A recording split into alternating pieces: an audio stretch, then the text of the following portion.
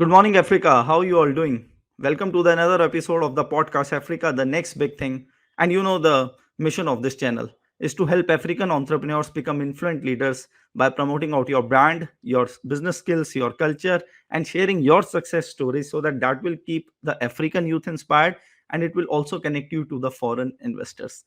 So the guest that we are having today is somebody who doesn't need any introduction, to be honest. He is the co-founder of the company Octave Incorporations, which outsource the best tech talents which help uh, to build the solution for clients, individuals, and the companies.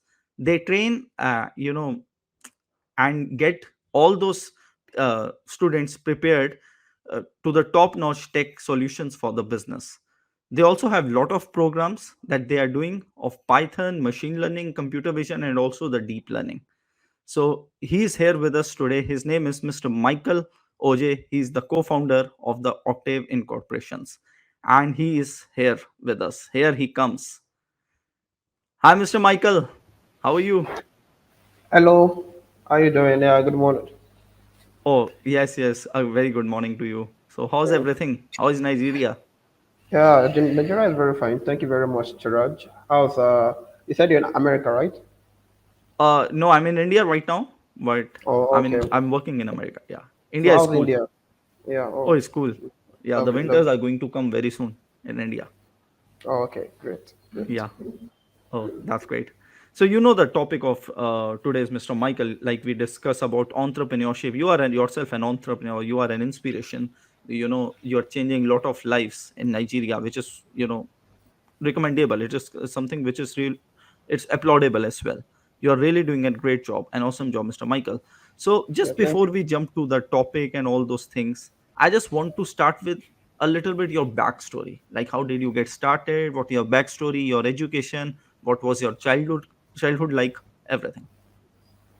Oh, okay. So I'll just start with a simple introduction. My name is Yeah. Michael Ojo.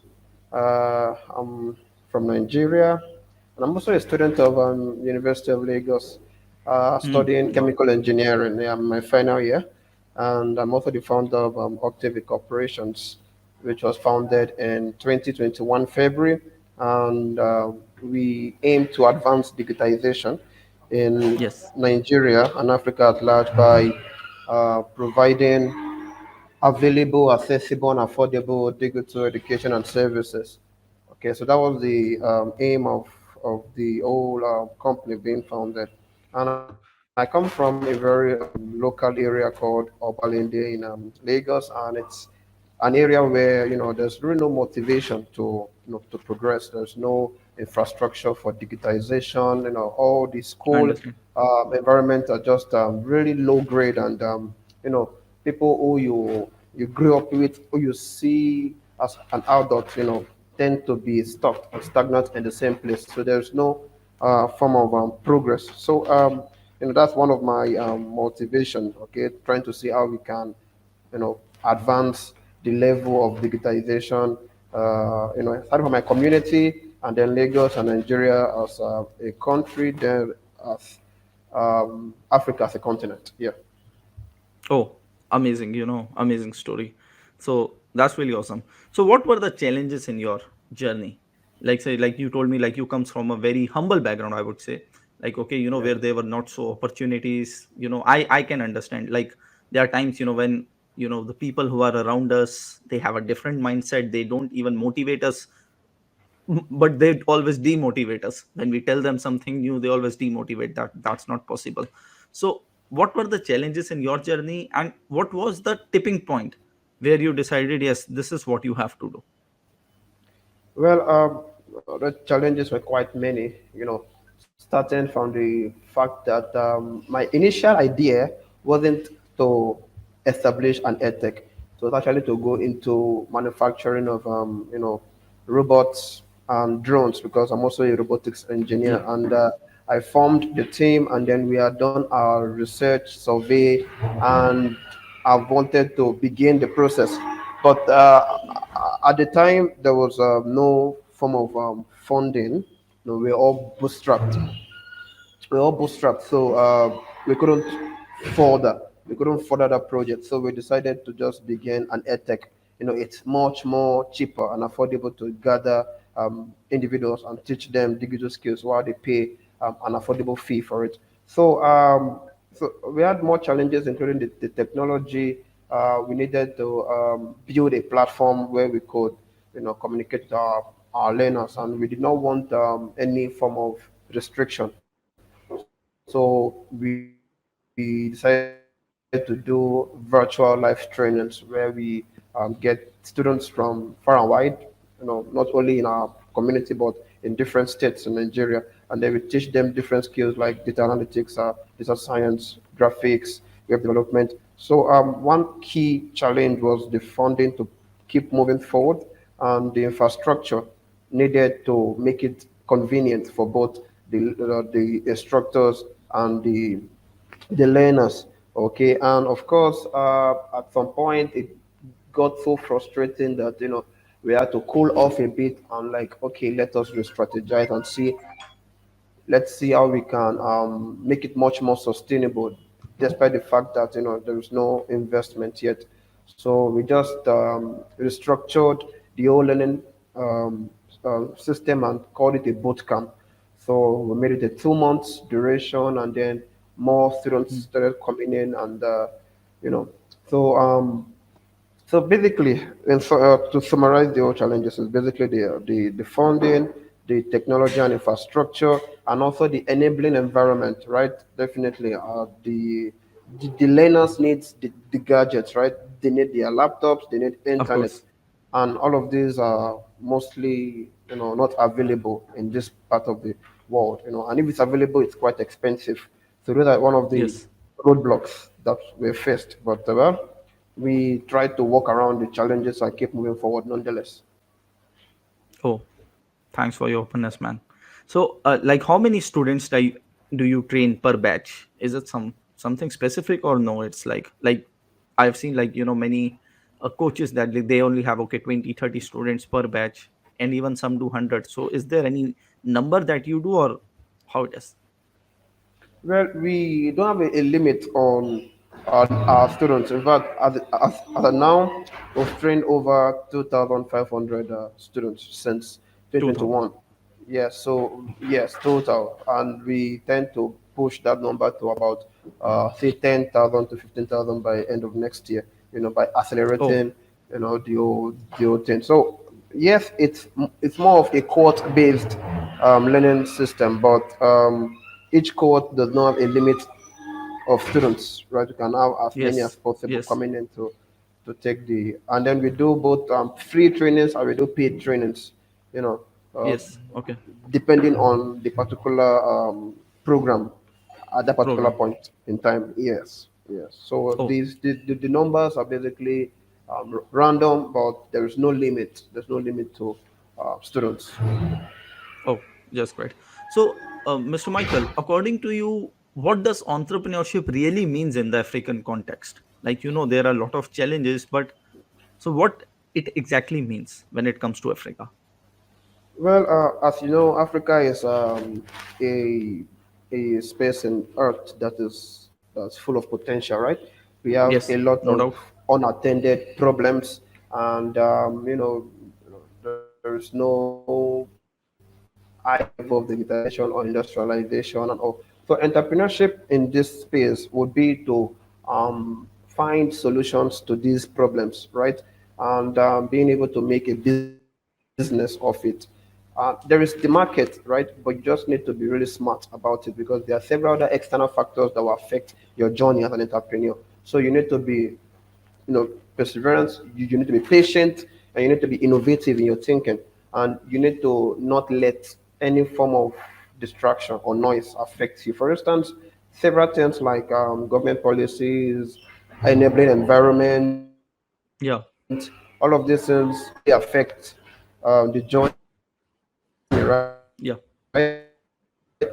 But you don't Yeah, use that as an excuse to stop the people of Africa, those you're trying to, give the solution to, right? You make your survey, you validate your product or your market, and then you launch your product or your service, and then you focus on the customers, which is the people of Nigeria and Africa, right? So you ensure that you understand the problem very well, and then you give it to them just the way they want it, right? So in Africa, entrepreneurship is all about just providing solutions to the biggest problems that we face: environmental, social, technological problems, education, and there are several problems like poverty, poor education, Yeah, no jobs, all of these things, right? So, the SDGs have about 14 goals, and almost all the problems that is tended to be solved is basically faced in Africa. And as an entrepreneur, you should pick one of those problems and just find the best solution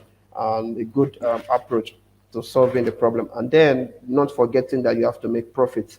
So you need to be yeah, smart with your business strategy and have the right team to work with, and then just do your thing and enjoy the journey. yeah, right. Oh, amazing.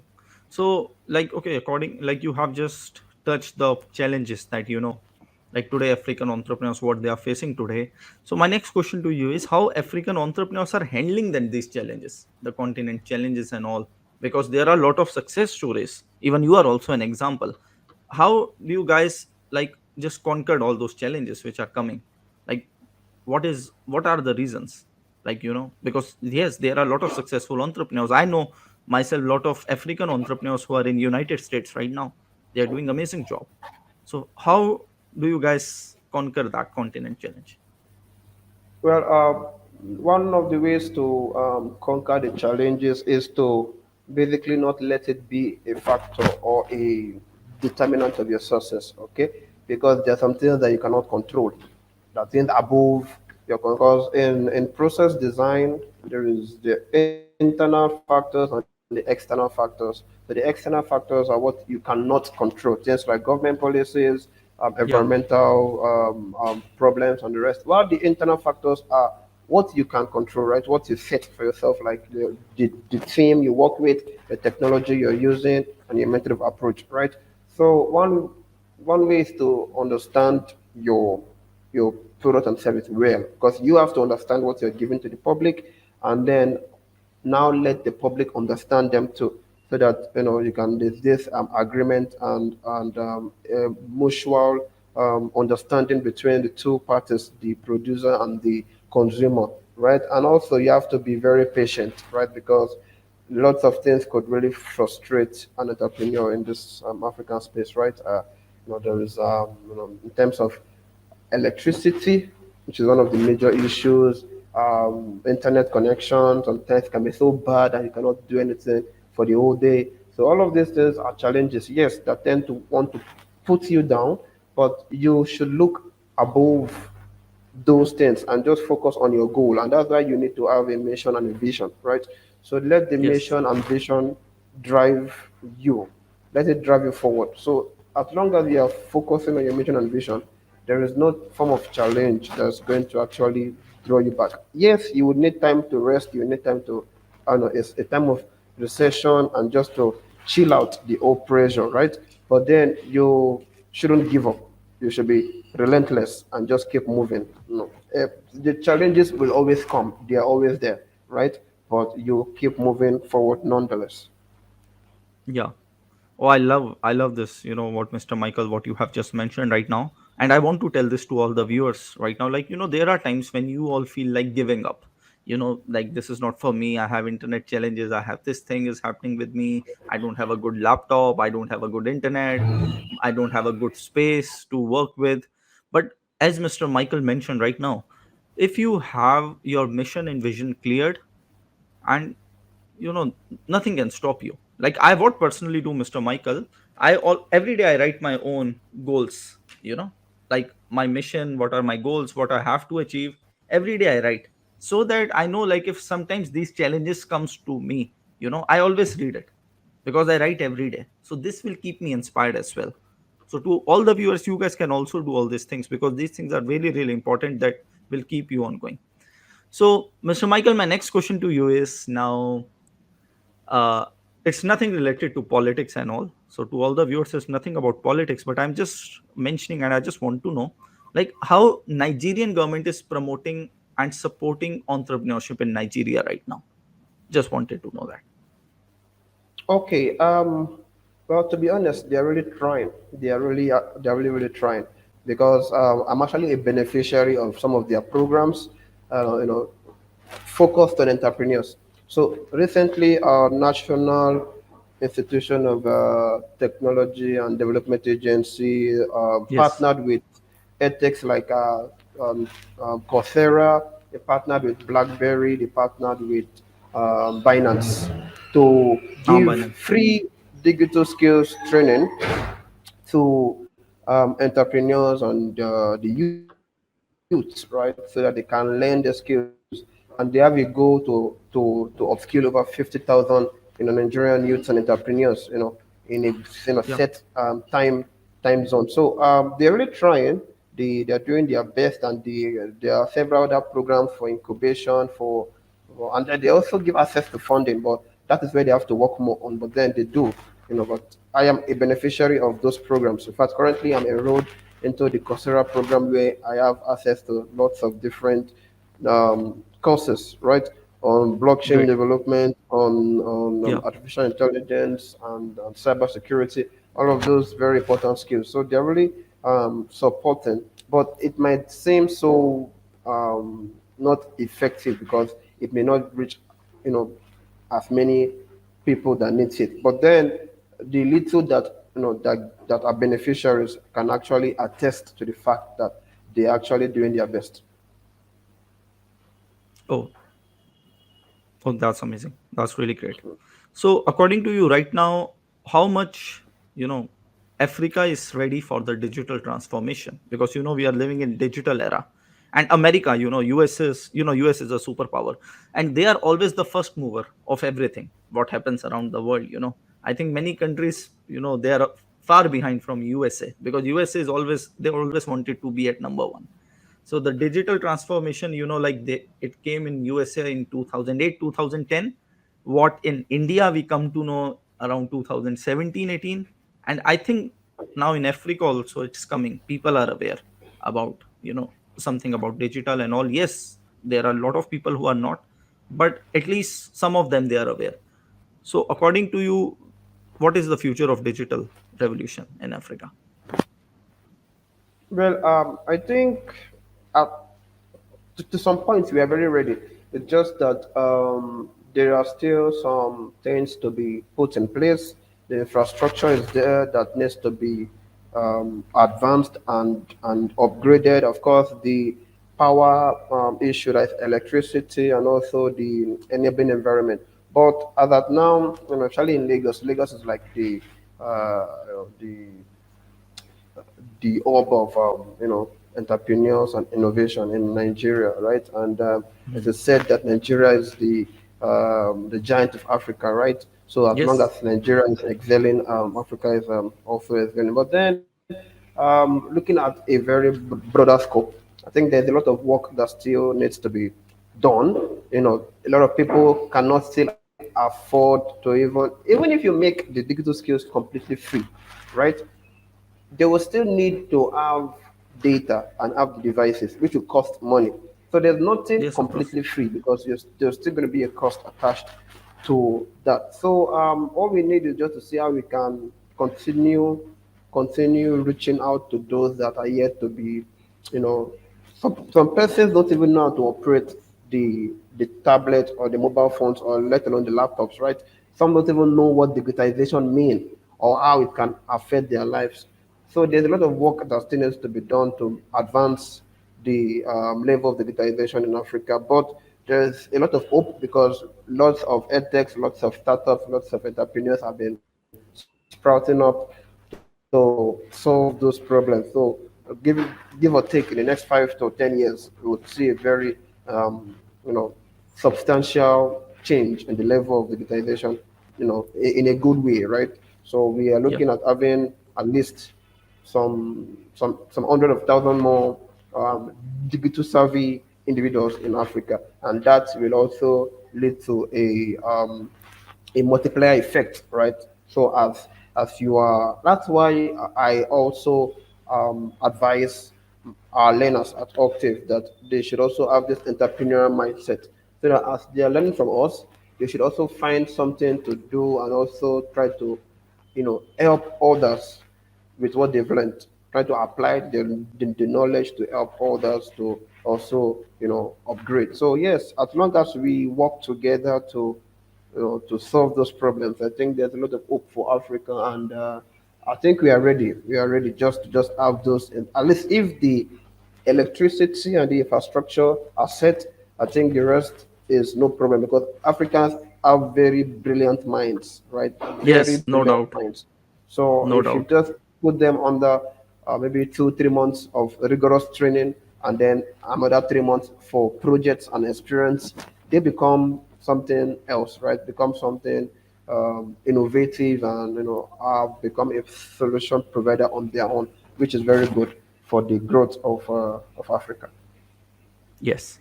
So that's why my channel says Africa, the next big thing, right? Yeah, yeah, Yes, yeah. it Very is. correct. Very Yeah. correct. Yeah.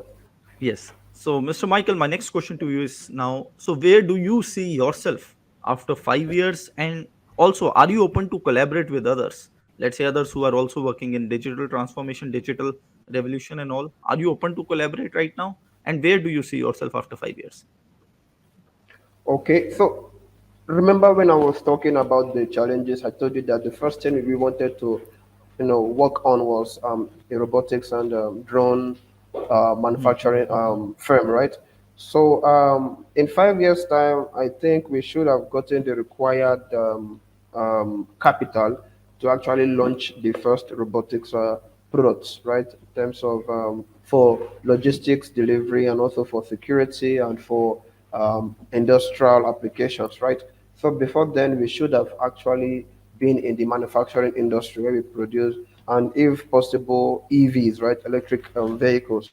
So by 5 years, and also we want to have trained over 200 to 300,000 learners for that time. So we are thinking of different innovative ways to increase our community base, our community members, so that we can reach out to more. So if Octave can train about 200,000 learners, and 200 learners now go and multiply by training other people, right? You know how big that would be as an Yes. effective tool for digitization. So in 5 years' time, we should have been in the manufacturing industry. In 5 years' time, we should, because our mission is to be the number one edtech in Africa that provides the most affordable skills, or the most affordable education, digital education and services. So in 5 years' time, I believe that we would have worked towards being the number one in Africa, and going into the global scale and competing or collaborating with other people. And for collaboration, because actually I don't believe in competition anymore, right? Because at this point in Yes, time, of course. there is no point competing with each other. I think we should do more of collaboration, right? Should just Yep. collaborate, because a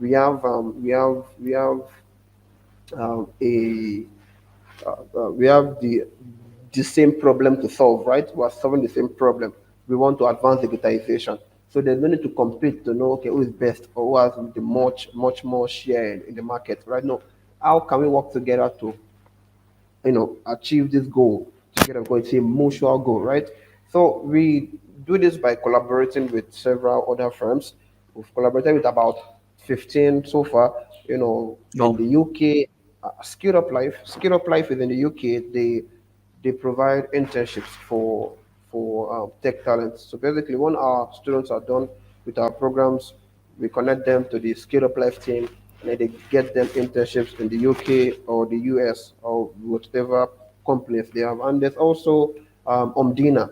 Just recently, one of the team at Omdina reached out to us, and we discussed collaboration. And I don't know Great. if you know Omdina. They are a global organization that focuses on artificial intelligence for good, right? Yes, So they AI. teach Yeah. data science, machine learning, artificial intelligence. Yes. Yes. Machine learning. Yes. Yes. Yes. Oh, Yeah, amazing. yeah, yeah.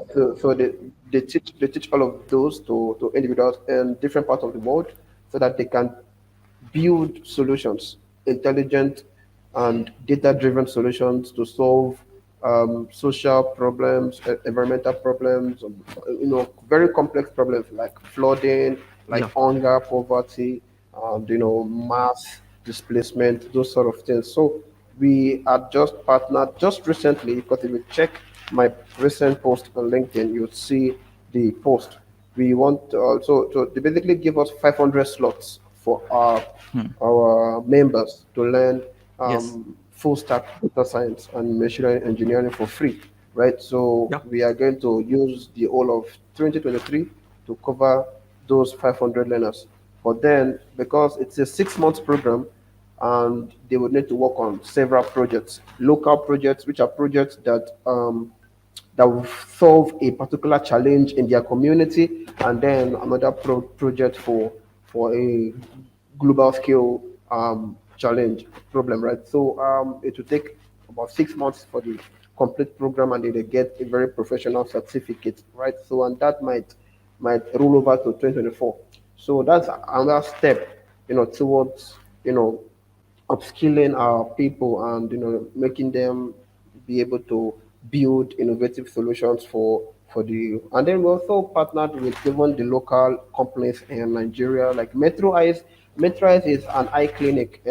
They've been established for about 45 to 50 years. And the managing director reached out to me and asked how we could use technology to actually advance their services, and make their operations much more efficient. And then I actually did a master class for the whole employees of Metromax, right? So I taught all the Oh. employees data analytics and business intelligence, and made them, data aware and data centric. So after that, we now continue with consulting, trying to help them with a good data management system, trying to help them solve their business challenges so that they can meet up their business goals. And they have over 12 branches all over Nigeria. And, you know, in exchange um, for our services, they would give free eye care services to our learners and our members in Octave, right? So that's more like a value changing, transaction. And aside from that, we have much more business with them. We want to build artificial intelligence systems for them, for scheduling, for reducing waiting time and service time, and also to increase the service, right? The customer service and experience. All of these things, right? Very important. And we've also partnered with a particular sports management company, Elite Sports. We recently built their website. It's a software Oh. platform where their athletes, like the footballers and the basketballers and the rest of the sports players, can have a profile on their page, and also have some sort of news articles, live streaming events, and the rest. So we are using technology to drive the growth of these businesses, and we are looking at collaborating with much more businesses so that we could show them how technology can be used to actually drive growth.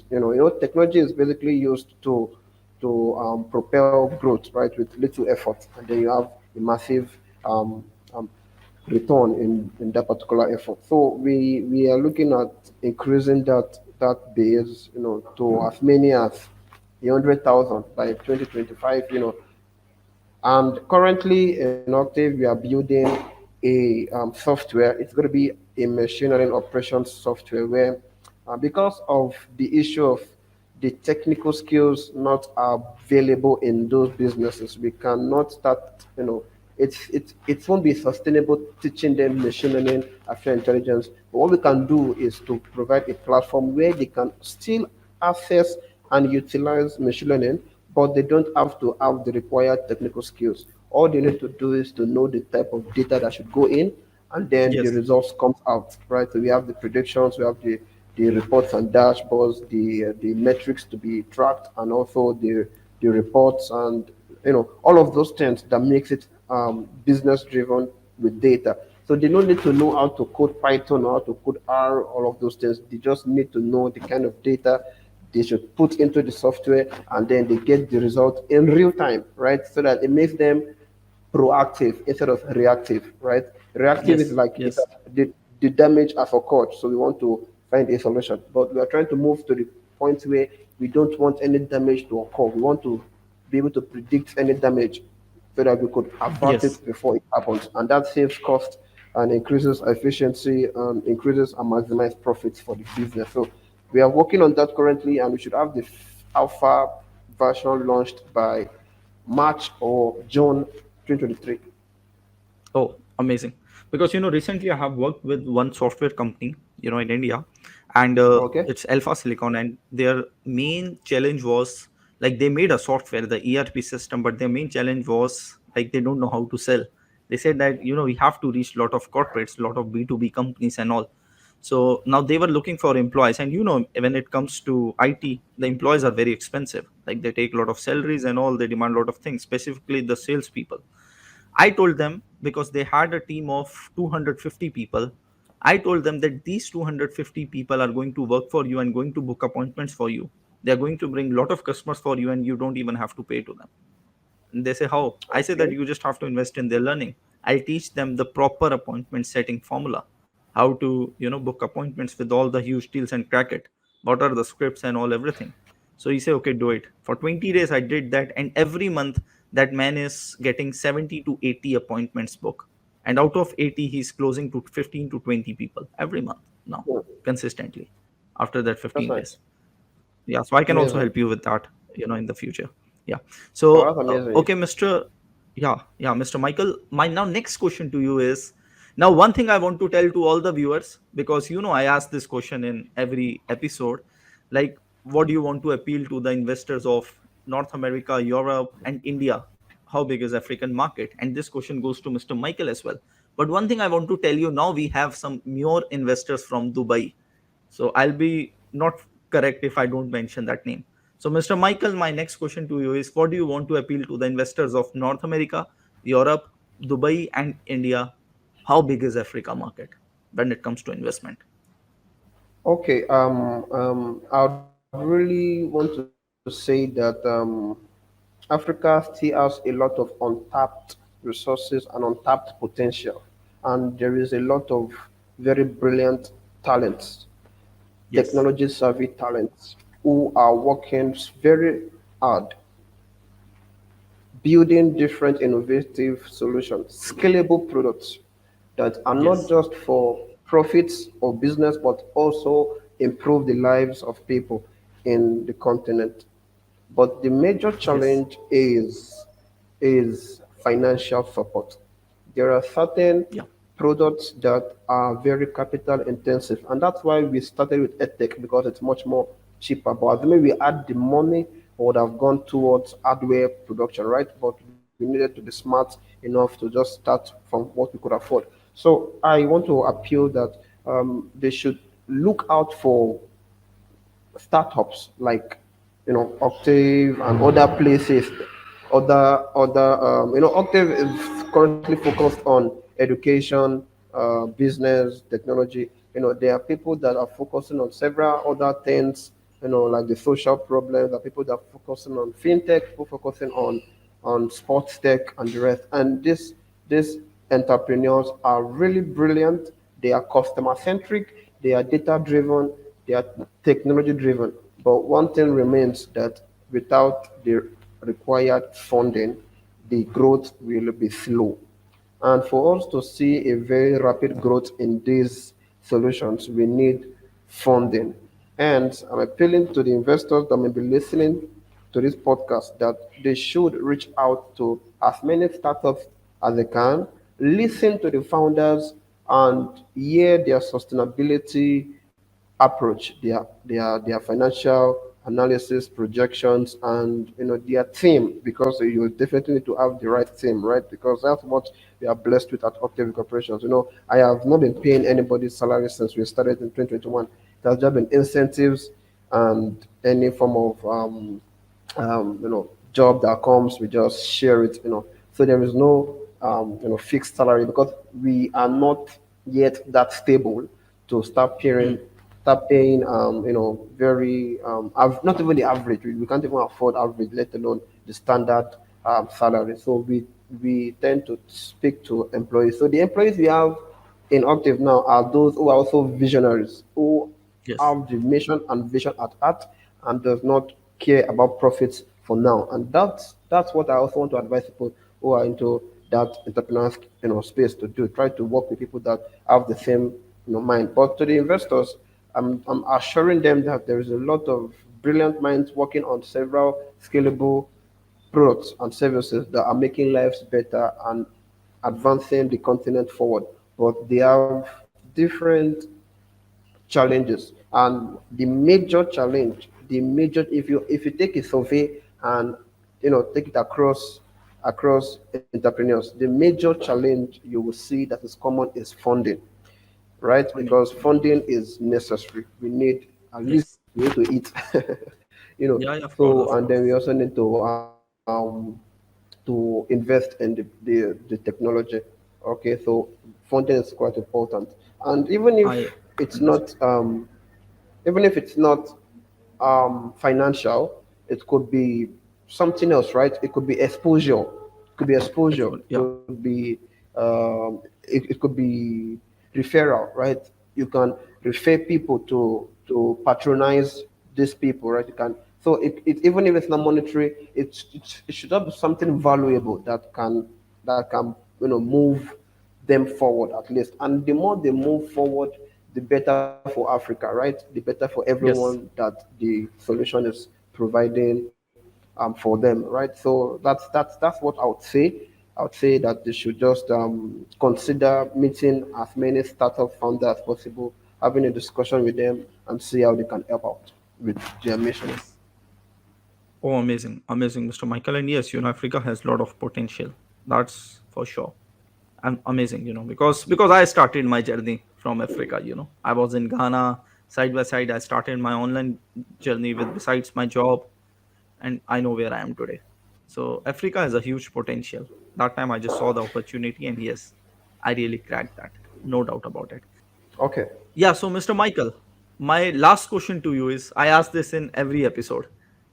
What advice do you want to give to a youngster who is between 18 to 25 and watching this episode? Because this is a age which either can make you or break you. Yes. Okay, so well, I'd say this. Of course, let me be public with my age. I'm actually 23 years old, right? And Ah, wow. I'm in that age range. So what I would advise to those in that age range is to be open-minded, right? Be ready to learn, and they should just keep improving themselves as much as they can. They should not let the challenges that have been discussed, affect their goals. Their goals are legit, right? It doesn't matter. You can decide to set a goal to be richer than Elon Musk today, and it might sound unrealistic, but Elon Musk had that goal, right? And then he has achieved it. So you could be the next person who would achieve it too. But it is not just by saying or writing it down; it's also by action, right?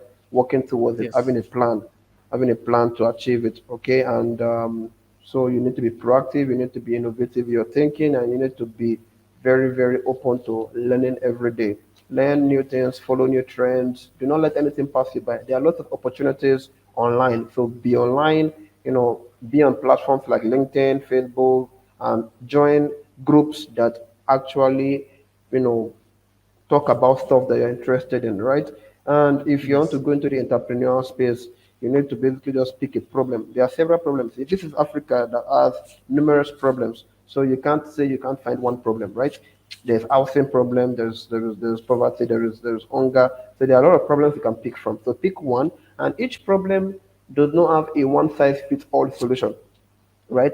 Somebody else might have another approach to solve hunger, and another person may have another approach, right? I might decide to solve hunger by having a farmland and planting crops and the rest.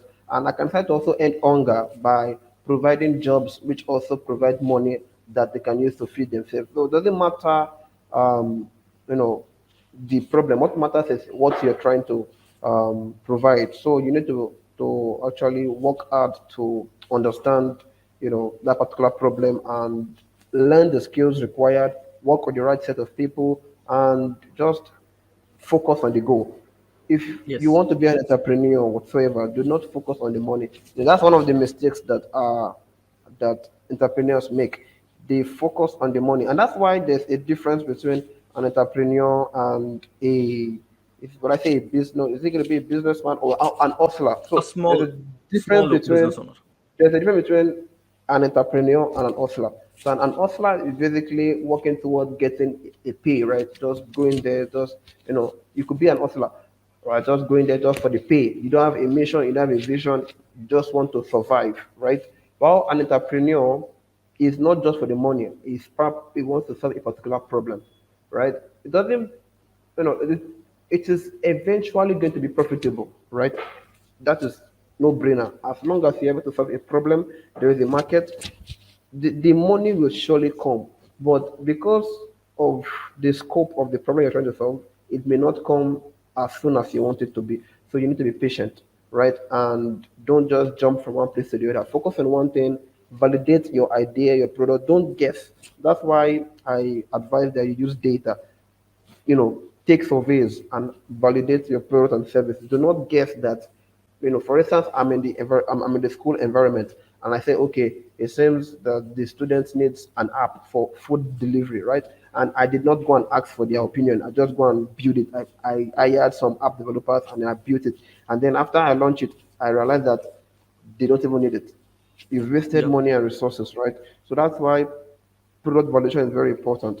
So you don't guess, you basically validate your ideas, and then when it is validated, and then there's market for you, and you usually go and build it because you are sure that there's a market, and then you take out your first launch, get your first set of customers, get your testimonials, and then scale up as much as you can.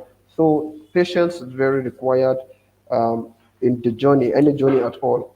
Always have a goal and a purpose in life because that makes it having a purpose in life make you wake up early in the morning, happy and focused because you have a direction, you have a particular um, place you are going to. But if you've not found your purpose or you don't have a mission or vision, you tend to not know what you're doing, right? You think, okay, what is your purpose in life? And you tend to even get depressed sometimes. But if you have a well-defined goal, you you know where you are heading, right? So everything you do every day of your life should be towards that goal, right?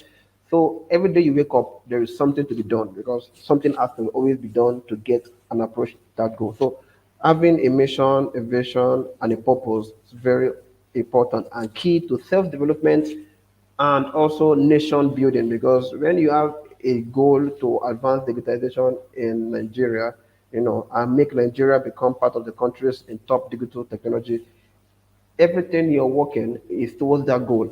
And as you are approaching that goal, Nigeria is approaching that level, right? So perseverance, work with the right set of people, and expect disappointments. Definitely, right? People would promise you things. They'll promise you money, promise you lots of things. In fact, I had individuals who promised to give us working spaces when we began, who promised to give us millions when we began.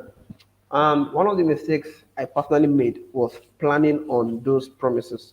And I learned the hard way that I should have expected disappointments. Because imagine planning on a million that have not come to your hands, and then you you started planning on it, and then it doesn't come, right? It basically disables you mentally, emotionally, and even physically, right? So expect disappointment. If anybody promises you anything, do not expect it until it comes to your hand. If it does not come Right. to your hand, just think of it as it is not coming, okay? So that is also part of the journey. And all in all, just be open minded and be hopeful and be optimistic, okay? Pessimism is good, but it's toxic for growth because it is good to know and understand the challenges you will face, but doesn't mean you should let it be a determinant of success, right? The challenges are always going to be there. You're always going to